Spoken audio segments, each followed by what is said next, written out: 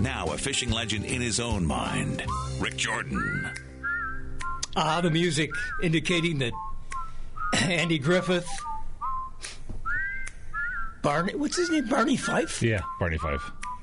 Don Knotts, if you prefer real names. Don Knotts, yes.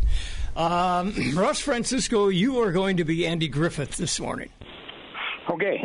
I'll be Barney Fife. Bruce, you are... I'm just here. Okay. Well, looks like we're getting some snow, Russ, and it's not that much, but a little snowmobile action. Yeah, a little bit. Not much. Not much at all, but a little bit. Yeah. Do you have any out by your place in the west part of town? Well, nothing to shovel. Nothing to shovel. Same here up in Gunnison Town. Looking forward to it. But it is very good ice fishing, except Island Lake has got a real kerfluffle going on up there. Have you heard about that? No, I haven't. Some windrows of ice. You know, the wind blows pretty hard at times, pushes the ice around. It just keeps building and building, and there's one area around there that's actually pretty dangerous, especially for snowmobiles. Well, you know, if we have a big snow, that'll really become a problem too. Yeah. So you got to be smart about that. But yeah, when you get those heaves in the ice, it's pretty severe. You know, especially when you're going fast. So something to consider. Yeah. On the thread that Island Lake keeps online, you can see pictures of it. I don't know exactly where it is. My wife showed it to me. Even she didn't know where it was either. But keep your eyes open at night, especially. Get that headlight on high beam if you're driving on Island Lake. How's fishing been? What have you heard? Usual. Fishing has been good. You know, depends on who you talk to. We talked about it a bit last week. You know, when you get 2,000 people on the ice, sometimes fishing gets a little bit flat. But overall, fishing's been pretty good. And crappie fishing's been good. Walleye fishing's been excellent. The river's been good. The bay has been pretty good day to day. Overall, we've had good fishing. And there's a few people still trolling out in the big lake, and they're catching some cohos. People jigging for lake trout and 200 feet are catching fit lake trout. So, I mean, we seem to be firing on all cylinders right now. So yeah. we'll just keep doing it. Where's the put-in for Lake Superior fishing? They got in at McQuaid the other day. I don't know if with it warming up, I think they can get in and out a little bit. 2 harbors. I don't know if somebody busted the ice and McQuaid. And then some people have smaller boats, 14-foot boats, and they just drag them over the rocks and put a 6-horsepower motor on and go fishing. You know, so it just depends. You hear the reports and you see pictures, but we didn't see a picture of the boats, so I'm not who is doing what. But it's been okay. It's been brisk. It's sort of interesting too because you'd think the manufacturers say, you know, well, now we finally have a good winter. We're going to hold these prices, maybe raise prices a little bit, try and make some money. Yeah. And just the opposite happened. They've opened the floodgates, and they're just saying, here, take all this stuff and sell it cheap and get it and clean the warehouses out. So it's been fun. It's been a ball. And that's what you're doing, huh? Oh, yeah. It's you know, that's my thing, right? Find the deal, buy a bunch, and then pass on the deal. So you know, like the kids are laughing. So this is your favorite thing, isn't it? So when manufacturers decide to dump, it's my favorite thing. So it's good. So you can buy augers at $100 more in off. Well, you know those goofy pistol bits? The plastic augers they're $229. We're selling them for $150. You know, I mean, it's just neat deals like that. Fred's got boots on sale. He's been able to buy some deals. The clothing companies are giving us deals to pass clothing on, and it's sort of early. That usually happens middle of February, but they want to move this stuff out. And you know, in the back of your head, you always think, well, you know, if we have a great big snowfall, this might put a bind on us. But if you look at the forecast, there's no major snowfall in the forecast for another 3 weeks. So here we go. No, not a major snowfall. I think we're talking here this one a couple inches. Yep, just enough to make it interesting, and so snowmobiles can get a little traction and things like that. People are driving on the ice everywhere. Crankdowns are out. This is a full-blown ice fishing winter, so it's fun. Can you guess how much ice might be at, say, Island Lake? 12? 13 to 18, depending on where you go. Wow. I'm sure there's some back bays and stuff that have a little extra on it, but most people I talk to says 12 to 14. Fish Lake's similar. So there's a couple lakes up north that have 16 to 18. But after this next blast next week, with highs 5, you know, lows right around 0 or below 0, we ought to be on an honest 18 inches to 24 at a lot of those lakes up north. Like I say, the crankdowns are starting to move like crazy. They're starting to move into all the houses are starting to move in up at Lake of the Woods. It's a real, you know, we're going to have a real winter here and a real good time ice fishing. So it's fun. There is a company somewhere, I think, towards Mille Lacs area that has made a career, and they've been doing this about 30 years or better, of pulling cars and trucks from the bottom of lakes that fall through. Yeah. It's, and they also have flotation devices and skis and stuff. So if you leave your crank down out too long and you're afraid to bring it in, they'll put it on a big surface and drag it in for you too. And they do some other stuff. I mean, there's people that are smart that will create they'll create a business to take care of people that just get in trouble all the time. So, well, I would probably be the one to lose my house. But I don't have a ice house. Chicken. Yeah, there you go. Thank you.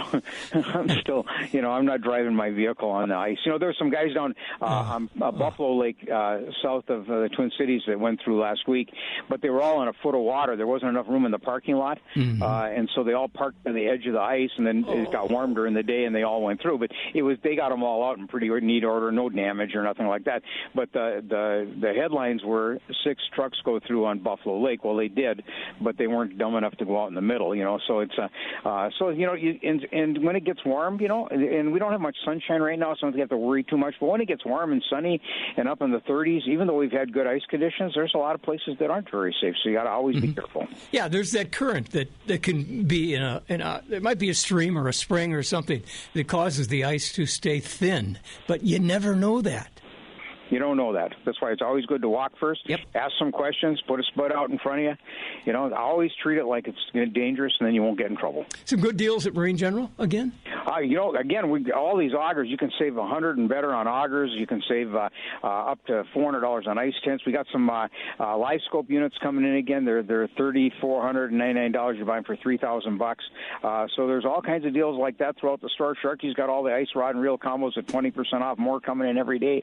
All the clothing, boots, hats, gloves, and mitts are all 30% off. Fred's having a ball with that, so stop in, save some money. We'll do it. Thank you. Keep a tight line, Russ. Thank you very much.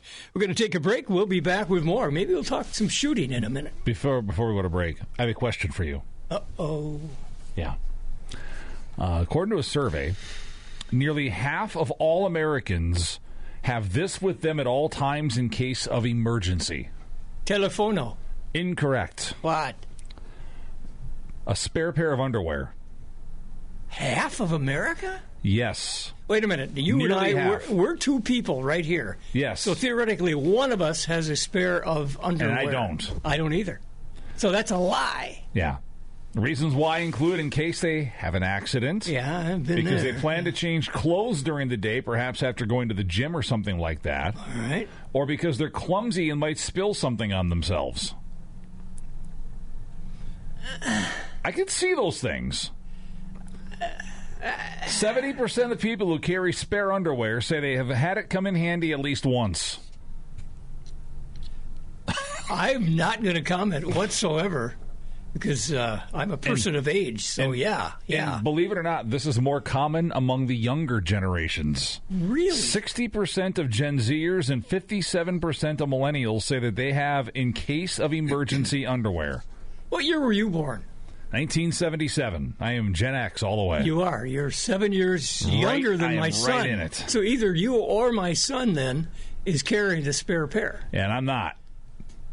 I never have. I do now. I will admit, when I go on the road, I do take one extra pair a lot of times. Well, yeah. But that's different. It's different. I'm not carrying it around with me. You're going to stay at a Holiday and do a hockey game and then go back to... Exactly. Yeah. Hotel, arena, hotel. People don't understand how boring the life on the road is. It really is. It really is boring. You got 3 hours of excitement at a hockey game, and then... And then you're killing time the rest of the day. We'll kill some more time in a minute. Yeah. Vikings going to Super Bowl?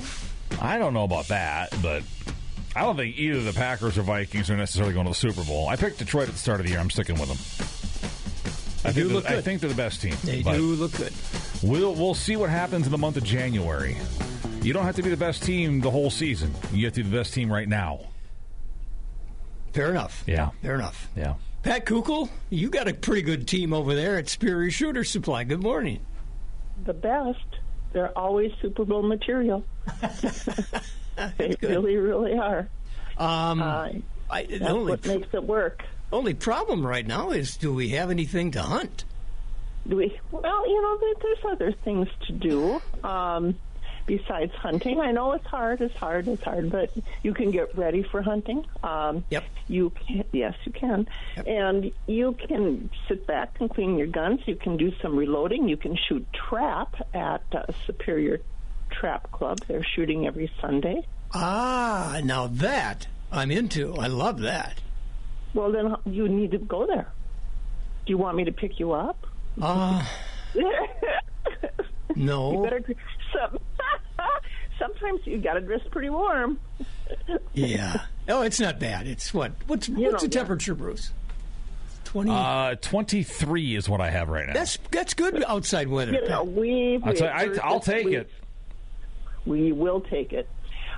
You can also, look at a few things concerning our industry, and I'm not going to get really hardcore here, but I am going to say, and I know that you're with concealed carry. Mm-hmm.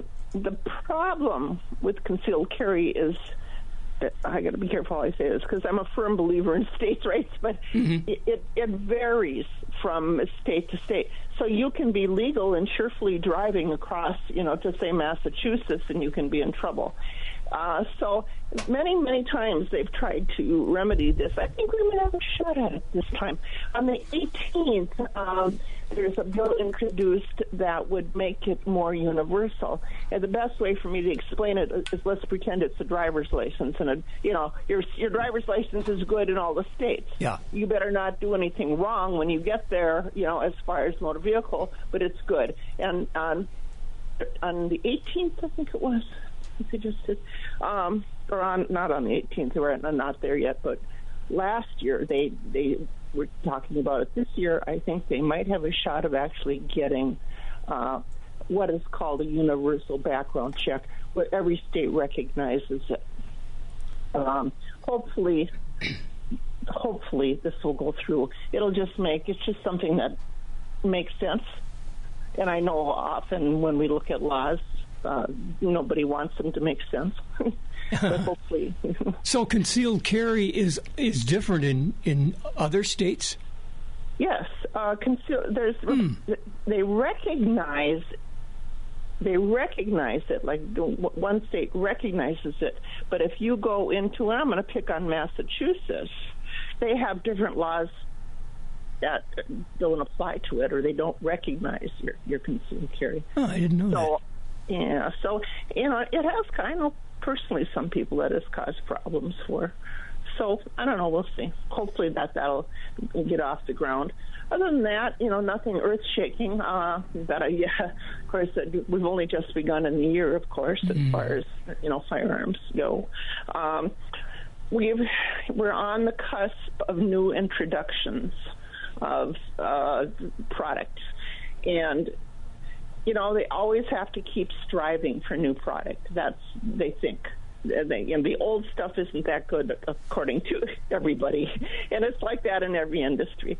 So we'll see. It's a little early yet. We'll see what they come up with as far as always new calibers all the time. And this has been going on since I've been in business. Okay, I got my hand raised. Why do we need new calibers? Little boy in the back. That's me. Okay. Why do we need new calibers? We got enough now, don't we? Exactly. Yeah. Yes, we do.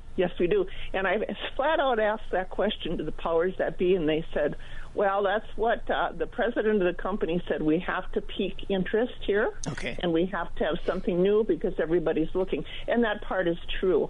One of the things... of course, suppressors, have been a big deal and will continue to be a big deal as they should be, and they will because of because of many things. The noise being, you say suppressors, I say silencer. Yeah, and that don't say silencer; it's suppressor. Okay, and so the 7mm backcountry is the latest introduction now from Federal Ammunition.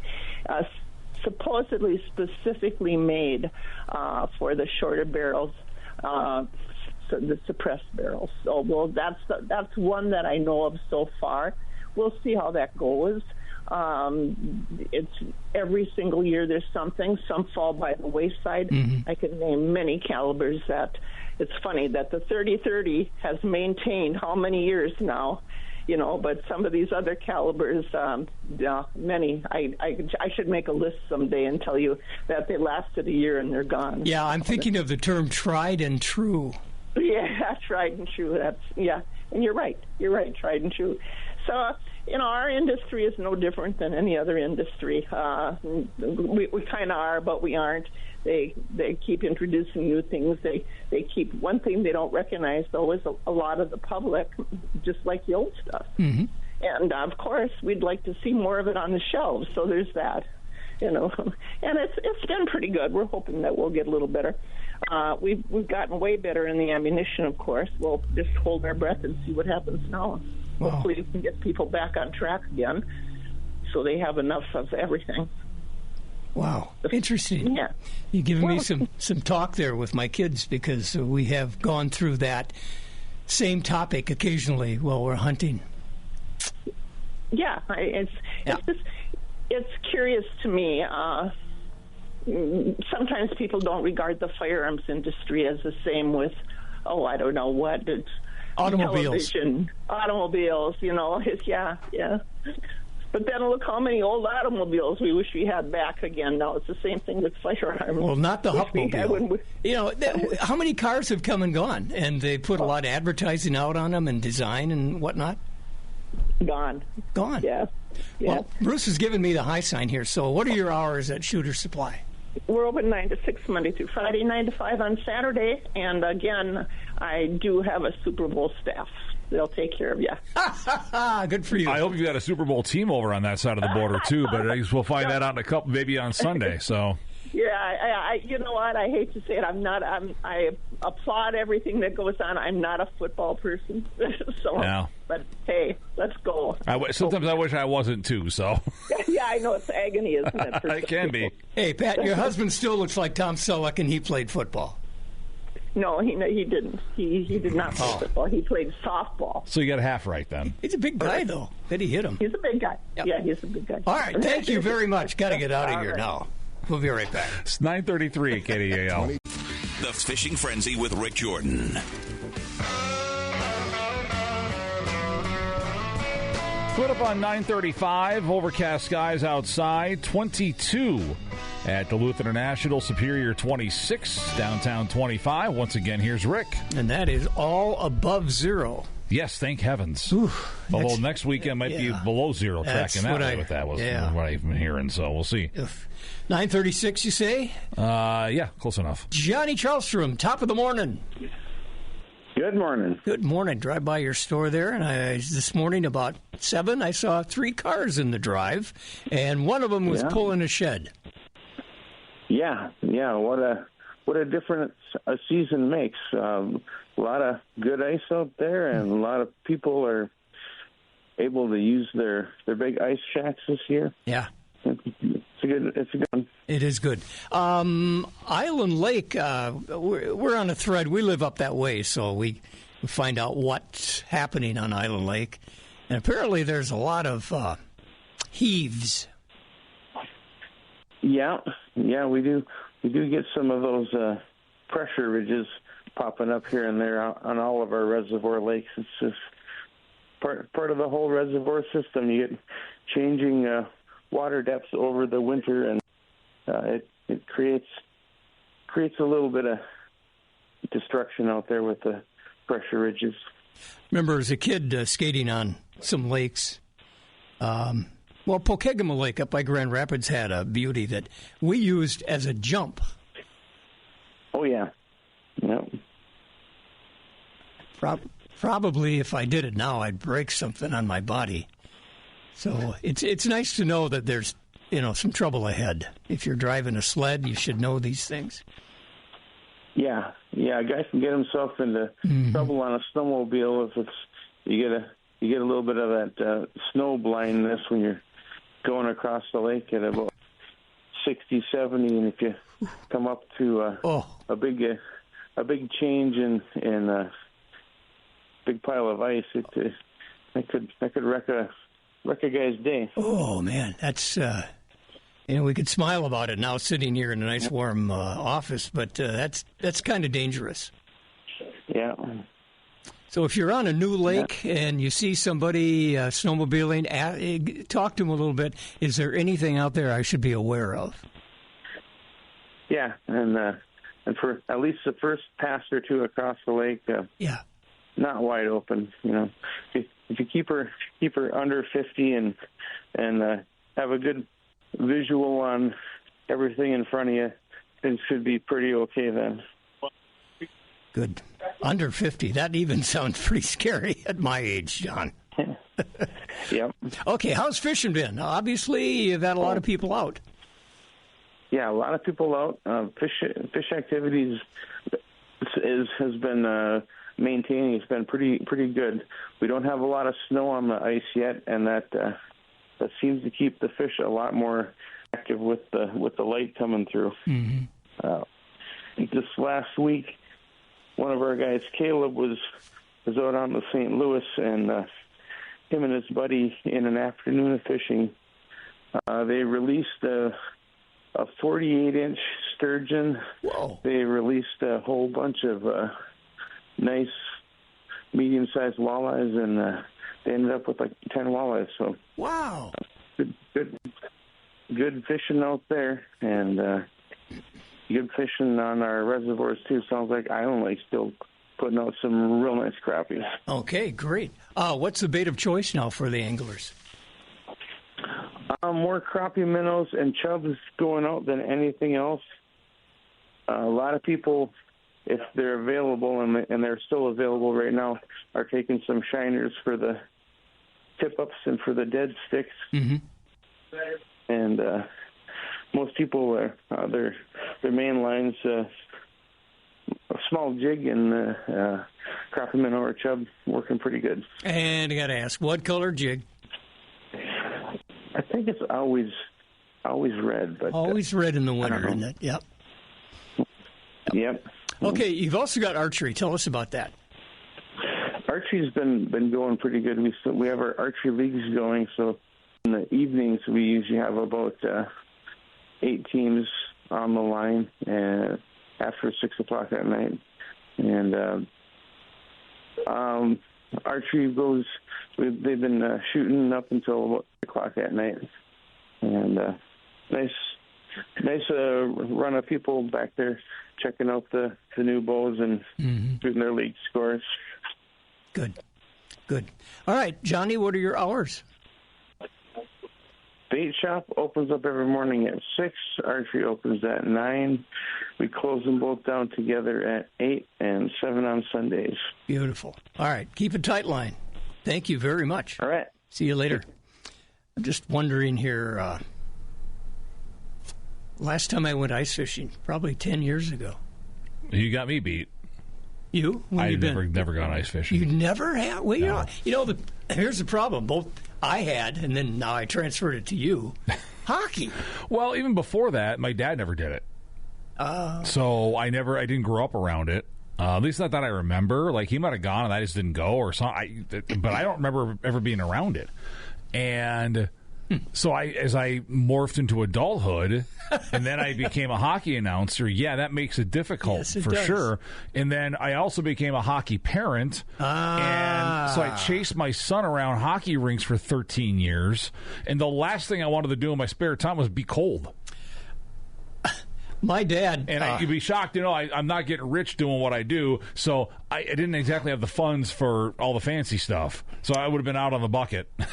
With maybe some sort of a windbreak of some description, that'd be about it. I'd be cold. Yes, understand exactly. My wife was a nurse, so we had dual income there. And I remember my dad when I was a kid. I was about 20 years old. I came back and... I've had a couple of fish, and I said, fish for dinner tonight. He said, oh, good, it's Friday. Catholic guy. All right, so that was good. And he said, I'm surprised that you like to ice fish. Oh, why is that? He said, the number of times you fell through the lake or fell into the water, you should be afraid of water. And I said, really? I fell through the ice? Apparently, my my memory was protecting me from something. I don't remember. That does happen. Well, it did. It totally happens. Your memory will do that. So he went back and recounted the 4 times that I fell through the ice in the lake. Yeah. Now I'm afraid to go ice fishing. There it is. Thanks, Dad. 9:42. More to come. You're listening to The Fishing Frenzy with Rick Jordan. 9:44 at KDAL. Some snow moving in tomorrow. Could get a couple of inches between tomorrow night and Sunday morning, depending on where you are. It looks like more potential along the higher terrain near Lake Superior. Back to the Frenzy and Rick Jordan. ATV with plow. That's all I've got to say here. I'll be shoveling old school. That's not going to be enough. It's leaf blower. Don't you have a great big strong son? I do, but I don't mind shoveling when there's not much, and then when the piles are bigger, I'm like, hey, can you go shovel? I'm not an idiot. Dave Miller, do you hire somebody to plow, shovel? No, we kind of make that part of the family business. Oh, okay. And it's like being there at the right time, being there partway through the day if we need it. It's just nice to have the equipment to take care of it, and so that's kind of the way we do it. But I was out shoveling snow last night, kind of zipped the collar up a little bit and whatever, and it was just sweet out there. Well, yeah, it's only half inch and it's mild I know. temps. Nice. But at least it was white and it was coming down. But goodness sakes, did it make the packed down icy stuff slippery? And I didn't have my ice cleats with me, or my yak track, that's what they call them. But they are in the car full time now. Yeah, they should be. Yep. Yeah. Yep. Especially if you're over 20 years old, you don't want to fall down and break that.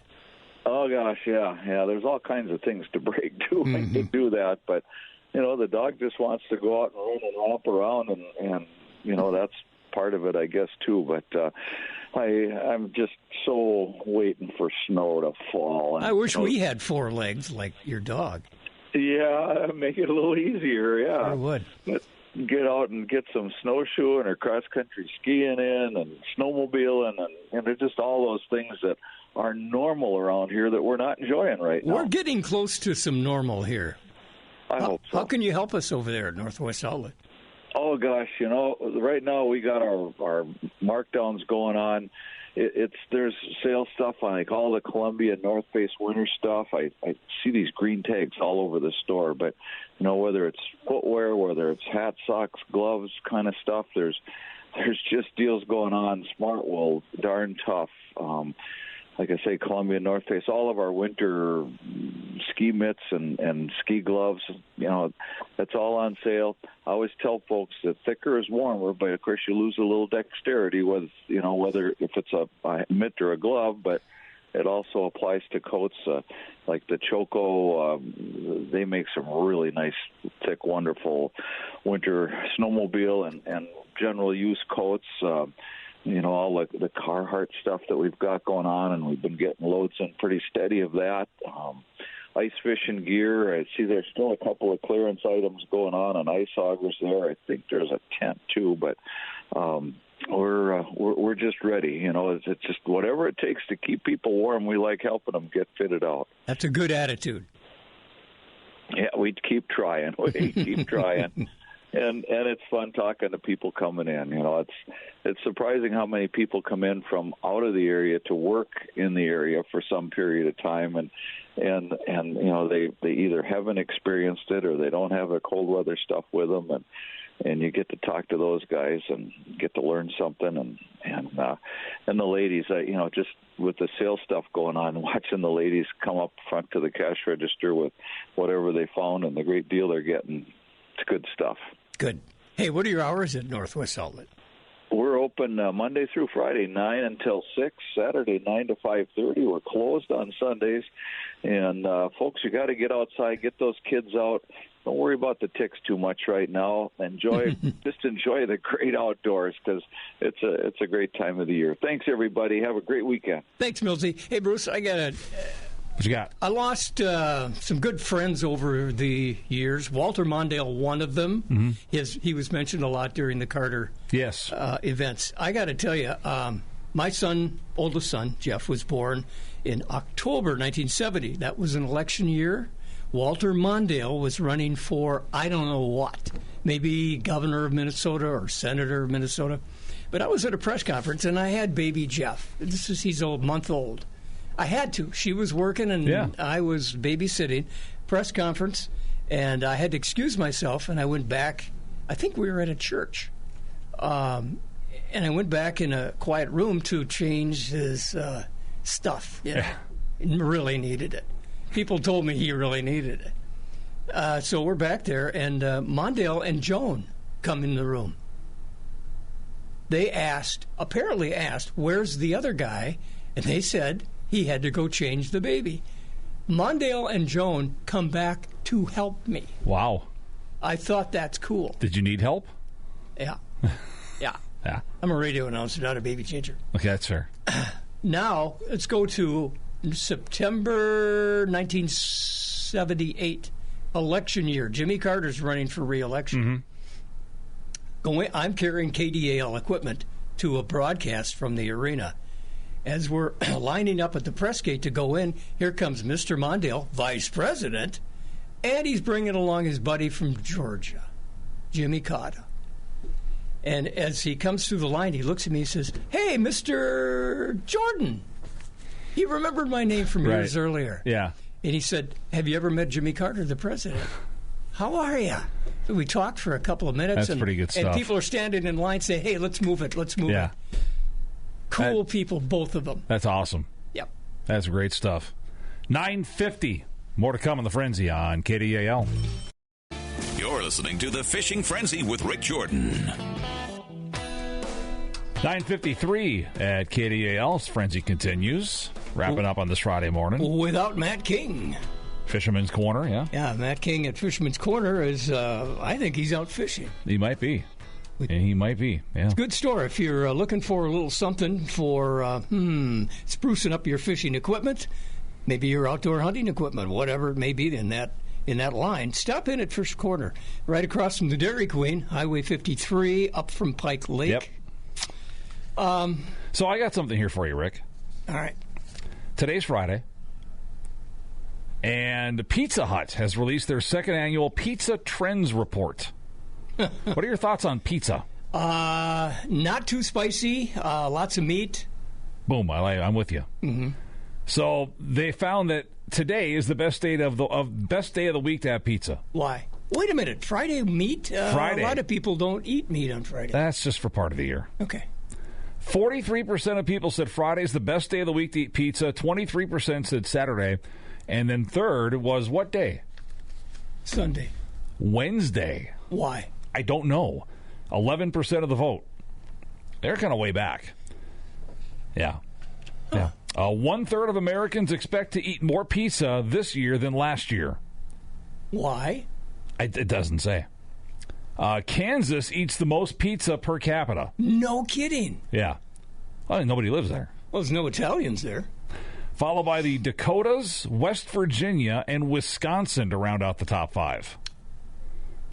And there's a lot of people in Wisconsin. That must be a lot of pizza they're going through to cheese crack that top 5. Yeah, cheese. That's a good point.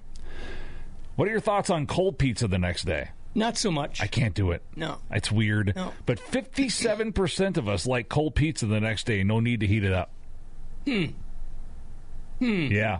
I think I'd have to nuke it for 12 seconds. 15. I need to nuke it for a lot longer than that. It needs to be warm at least. Okay. Most popular type of pizza crust, at least via Pizza Hut, is thin crust, then stuffed crust, followed by hand-tossed. I don't get the hand-tossed. I don't know what's different about that from any other crust. Do you ever dip your pizza? In sauce? No. Yeah. Ranch is the most popular dipping sauce, then garlic, marinara, blue cheese, buffalo. No. 58% of us at least sometimes dip our pizza. Okay. I get mocked and ridiculed because sometimes I eat mine with a fork and knife, depending on where it's from. Well, yeah. If it's really gooey, yeah. If it's messy, greasy, if it's like the places that cut in squares and you get the middle pieces where there's nothing to really hold on to, right. I will do that. I will just cut it up and eat it that way. But people laugh at me for doing that. The average American eats 288 slices of pizza per year. Wednesday at our house used to be pizza night. Really? But we've gotten away from that since we both don't work. Yeah.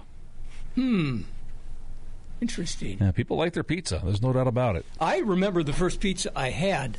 Pizza was not as popular as it is now. Right. Let's say 1960s, early 60s. You had to really scour the world to find a pizza shop. Yeah. And there was one 2 miles from our house. My sister actually said, I'll bring pizza home. And somebody in the house said, what's that? Kid you not. And she brought it home, and it was not a big hit amongst the 4 of us that lived there Right. at the time. I had a bite. It was okay.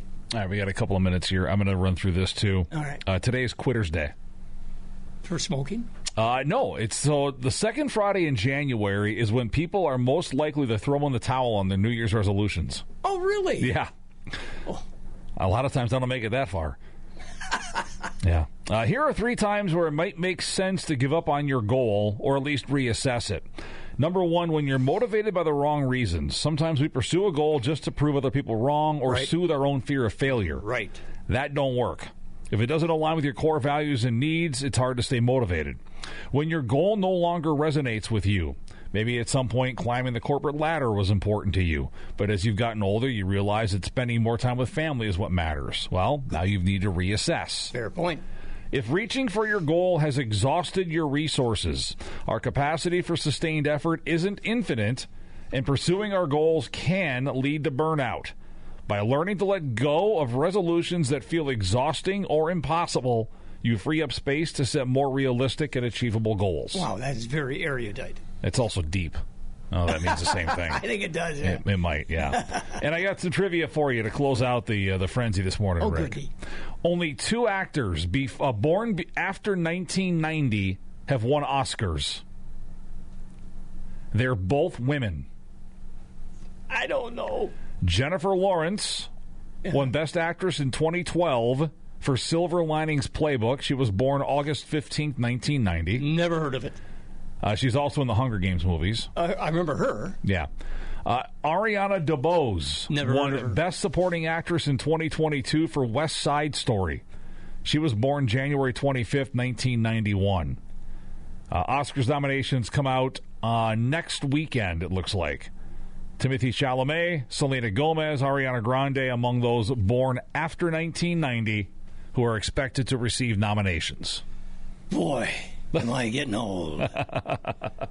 Don't know them. There are sports teams that will occasionally do little bits with their players on social media. Yeah. And one of the popular ones is, at what age or what year are you born if you're considered old or something along those lines? And inevitably, you're going to have people that say, well, if you're born after 1990 or before 1990, you're old. Or my favorite is if you're born before 2000, you're old. And I'm thinking, oh, my goodness, I'm in so much trouble because I have certainly hit that threshold. Rick, enjoy the weekend, man. I'm stunned. I get it. I don't know how I'm going to walk to the car. You'll be all right. Trust me. Hey, thanks.